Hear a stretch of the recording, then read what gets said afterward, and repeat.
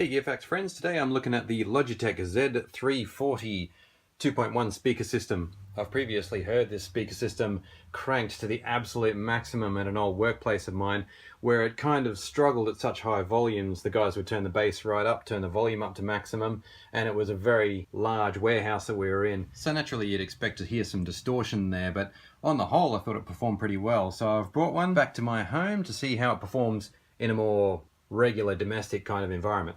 And as always, to test speaker systems, what we'll do is pump in a signal from Korg's Chaos Pad.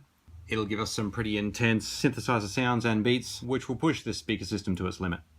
A quick look at the back first. We've got the subwoofer volume there on the left, some details on the right. Down here, the power socket, and one big cable that goes to each of the left and right speakers. And that is literally it. On the front, we've got volume, headphone socket, and a power control on the left-hand speaker.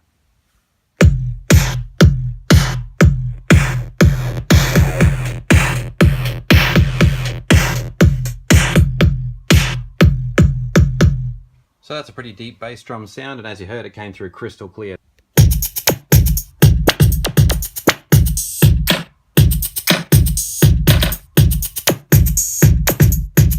No problems at all with that one. This next rhythm tests out a few more frequencies.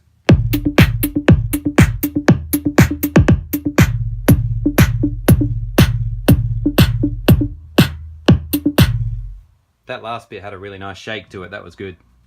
This one will test us with a more saturated kind of a sound. We've got a bass drum, it's a rock rhythm, and there's plenty of reverb in it.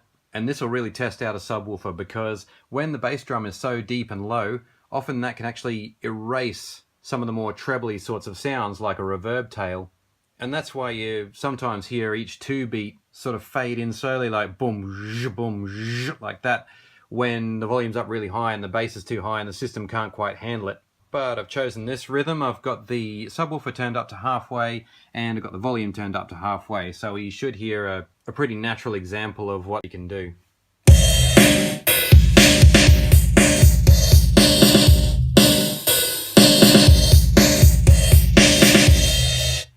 Okay, well I heard a very even balance there between the trebly sounds of the hi-hats and the reverb tails, and the bass was certainly evident. I think that shows us that within a full mix of music that would come through pretty well. Okay, so let's try a more continuous noise now, synthesizer sound.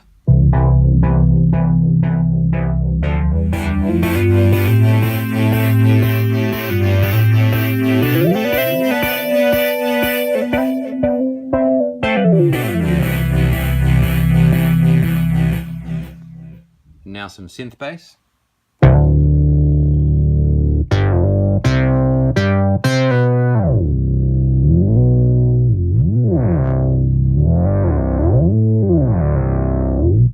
Yep, that was following the shape of the synthesizer really nicely there.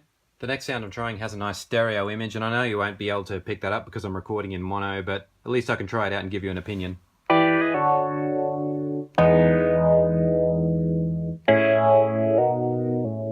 I can hear that going from side to side very, very smoothly. It's really nice. I'm quite impressed with the Z-340.